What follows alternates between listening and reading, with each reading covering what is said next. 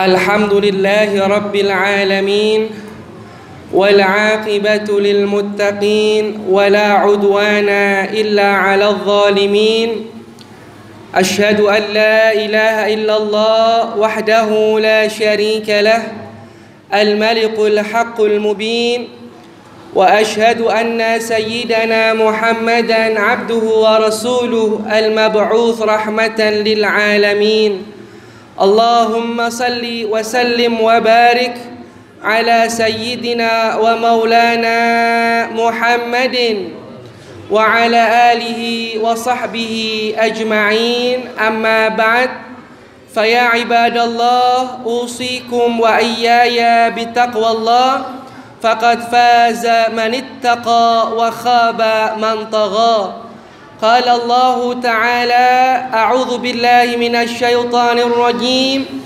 يا أيها الذين آمنوا اتقوا الله وقولوا قولا سديدا يصلح لكم أعمالكم ويغفر لكم ذنوبكم ومن يطع الله ورسوله فقد فاز فوزا عظيما. Hadirin kaum muslimin jamaah salah Jumat yang sama, kita memohon kepada Allah Subhanahu wa taala semoga kita selalu berada di bawah naungan cinta, rahmat dan kasih sayang Allah Subhanahu wa taala. Ma'asyiral muslimin rahimakumullah, mengawali khutbah Jumat pada siang hari ini, terlebih dahulu kami sampaikan sebuah kisah yang ditulis oleh Al-Imam Ibnu Katsir dalam kitab tafsirnya, yaitu Tafsir Al-Quran Al-Azim. Di dalam kisah ini beliau menukil tentang seorang yang bernama Al-Utbah, di mana pada suatu hari Al-Utbah ini datang berziarah ke makam Nabi kita yang mulia Sayyiduna Muhammad sallallahu alaihi wasallam. Saat ia tengah berziarah, tak lama berselang tiba-tiba datang seorang Arab Badui, seorang Arab dari pegunungan, dari pelosok, yang datang dengan tujuan yang sama, yaitu berziarah ke makam Nabi Muhammad sallallahu alaihi wasallam. Maka ma'asyiral muslimin, sebagaimana umumnya jamaah ziarah, ketika orang Badui ini datang ke makam Rasulullah, maka yang pertama kali dia mengucapkan salam kepada Nabi. Dia berkata, "Assalamu alayka ya Rasulullah." Salam sejahtera untukmu wahai utusan Allah. Ma'asyiral muslimin, ketika orang Badui ini selesai mengucapkan salam kepada Nabi sallallahu alaihi wasallam, maka Al-Utbah kemudian mendengar suara yang berbunyi firman Allah Subhanahu wa taala yang tertera dalam surah An-Nisa, yaitu ayat 64. Ayat itu berbunyi, atau suara itu berbunyi firman Allah, yaitu wa ma arsalna mir rasulin illa liyuta'a biiznillah. Tidaklah kami mengutus seorang rasul kecuali untuk ditaati dengan seizin Allah. Walau annahum, apabila mereka idzalamu anfusahum, saat mereka menzalimi diri mereka sendiri, kemudian ja'uka, lalu mereka datang kepadamu, fastaghfarullaha, meminta ampun kepada Allah, wastaghfara lahumur rasulu, dan Rasul pun juga meminta ampun untuk mereka kepada Allah, lawajadullaha tawwabar rahima, niscaya mereka akan mendapati Allah itu adalah zat yang maha menerima taubat lagi maha penyayang. Hadirin rahimakumullah, ketika Utbah mendengar suara itu, kemudian orang Badui ini berkata lagi. Si Badui ini mengatakan, "Wahai Rasulullah, aku datang kepadamu untuk memohon ampunan, beristighfar kepada Allah. Aku datang kepadamu, wahai Rasulullah, untuk memohon ampunan, beristighfar kepada Allah Ta'ala, dan memohon syafaatmu Rasulullah Sallallahu Alaihi Wasallam." Ma'asyiral muslimin, setelah itu si Badui ini pergi meninggalkan makam Nabi Sallallahu Alaihi Wasallam, dan Utbah pun juga pergi pulang kembali ke rumahnya. Ketika di malam hari, Al-Utbah kemudian bermimpi didatangi oleh Nabi Muhammad sallallahu alaihi wasallam, didatangi oleh Rasul sallallahu alaihi wasallam, yang mana dalam mimpi ini Rasulullah berkata kepada Al-Utbah, "Wahai Utbah," kata Nabi sallallahu alaihi wasallam, "orang Arab itu benar, orang Badui Arab itu benar. Sampaikan kepadanya bahwa Allah telah mengampuni dosa-dosanya." Hadirin rahimakumullah, kisah ini memberi motivasi bagi kita semuanya bahwa kita sebagai manusia tidak akan lepas dari jeratan-jeratan dosa, tidak lepas dari kesalahan-kesalahan, baik yang kita sadari atau yang tidak kita sadari, baik yang kita lakukan dengan sengaja ataupun kita lakukan tidak dengan sengaja. Maka ma'asyiral muslimin rahimakumullah, ketika kita semua menyadari bahwa kita sebagai manusia tidak bisa lepas dari kesalahan, dari kekhilafan, maka yang perlu kita lakukan adalah kita memohon ampun kepada Allah Subhanahu wa taala dan juga berusaha untuk meraih cinta Rasul sallallahu alaihi wasallam. Bulan Rabiul Awal, bulan kelahiran Nabi Muhammad sallallahu alaihi wasallam, merupakan momen-momen yang indah untuk melepaskan diri kita, melepaskan hati-hati kita dari jeratan dosa dengan cara mendatangi Nabi sallallahu alaihi wasallam. Mungkin di antara jamaah bertanya-tanya, mendatangi Nabi bagaimana caranya?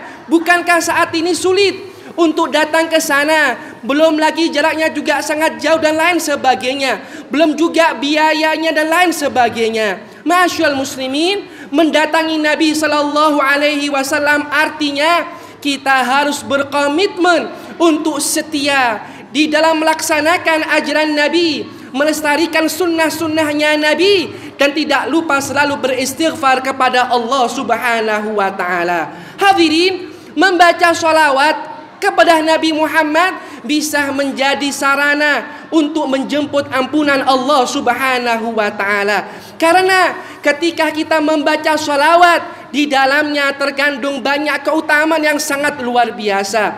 Yang pertama, hadirin rahimakumullah, adalah dengan membaca sholawat dan salam, maka kita akan mendapatkan pundi-pundi pahala, mendapatkan ampunan dan kedudukan yang mulia di sisi Allah Subhanahu wa taala. Nabi sallallahu alaihi wasallam mengatakan, "Man shalla alayya salatan wahidah, sallallahu alaihi asyra salawat, wa huttat anhu asyru khati'at, wa rufi'at lahu asyru darajat."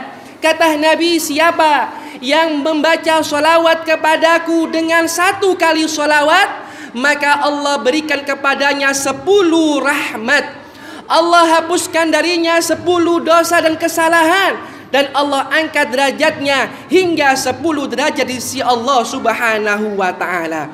Yang kedua, ketika kita membaca salawat, maka kita akan menjadi manusia yang kelak di hari kiamat akan menjadi orang yang dekat dengan Habibuna Muhammad sallallahu alaihi wasallam.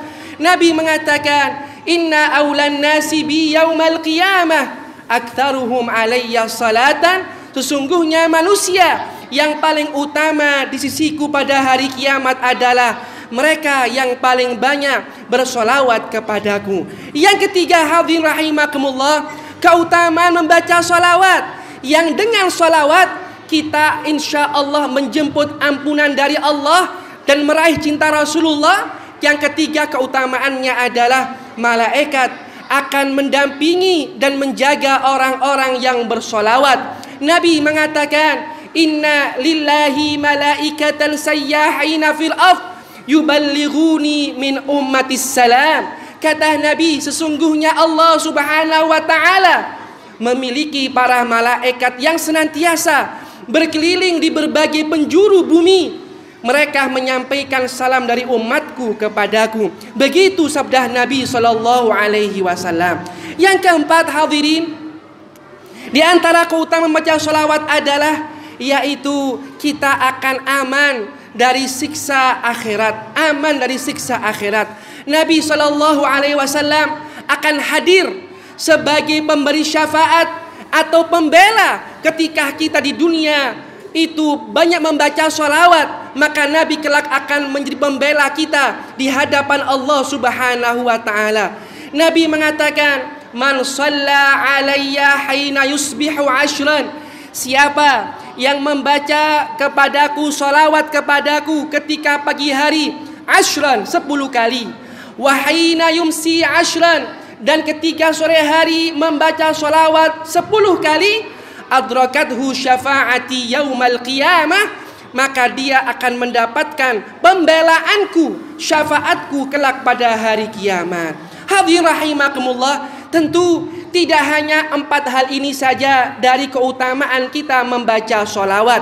Maka ketika kita sudah menyimak kisah yang disampaikan oleh Al-Utbah tentang orang Badui yang datang ke makam Rasulullah, meminta syafaat kepada Nabi, memohon ampunan kepada Allah dengan bertawassul kepada Nabi sallallahu alaihi wasallam, maka mari kita juga mentawasuli diri kita untuk Allah menghapuskan dosa-dosa kita dengan cara kita menyebut nama Nabi Muhammad sallallahu alaihi wasallam, dengan kita membaca sebanyak-banyaknya sholawat serta salam kepada Nabi kita Muhammad sallallahu alaihi wasallam. Hadirin, lebih-lebih di hari Jumat seperti sekarang ini sangat dianjurkan bagi kita untuk lebih banyak membaca sholawat kepada beliau sallallahu alaihi wasallam. Nabi mengatakan, "Inna min afdali ayyamikum yaumal jum'ah." Sesungguhnya hari yang paling mulia di antara hari-hari kalian itu yaumal jum'ah, adalah hari Jum'ah. Kenapa? Ada sejumlah alasan yang Nabi sebutkan. Yang pertama, fihi khuliqa Adam. Di hari Jumat Nabi Adam diciptakan oleh Allah Subhanahu wa taala. Wa fihi qubida. Yang kedua, alasannya hari Jumat ini adalah hari di mana Nabi Adam dipanggil oleh Allah Subhanahu wa taala, dicabut nyawanya oleh Allah Subhanahu wa taala. Wa fihi an-nafkhah. Di hari itu Nabi Adam ditiupkan rohnya kepada beliau alaihi salam. Wa fihi as-sa'qah. Dan pada hari Jumat seperti ini, kelak kita semuanya umat manusia akan dibangkitkan oleh Allah Subhanahu wa taala. Maka Nabi mengatakan, fa'akthiru alayya minas salafi, maka berbanyaklah kalian membaca sholawat kepadaku di hari Jumat. Fa inna sholatakum ma'rudah alayya, sesungguhnya sholawat kalian itu akan dilaporkan kepadaku. Hadirin, ketika Nabi selesai menyampaikan sabdanya ini, datanglah sahabat bertanya.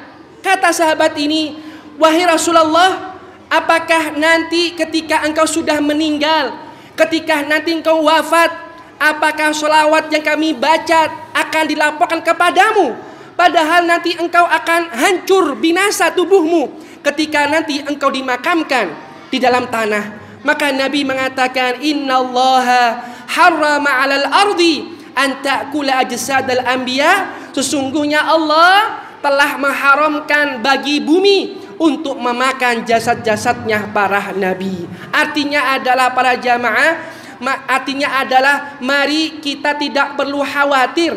Entah itu seandainya nabi jasadnya itu hancur, padahal tidak hancur. Walaupun demikian, ketika kita banyak baca sholawat, pasti sholawat kita itu akan disampaikan oleh para malaikat Allah kepada beliau sallallahu alaihi wa alihi wasallam. Maka hadirin rahimakumullah, mari kita isi acara Maulid Nabi Muhammad atau acara bulan Maulid ini dengan kita salah satunya banyak membaca sholawat. Kalaupun kita mengadakan acara dengan acara Maulid Nabi dengan membaca buku-buku Maulid, maka mari laksanakan acara Maulid sesuai dengan syariatnya Nabi Muhammad sallallahu alaihi wasallam.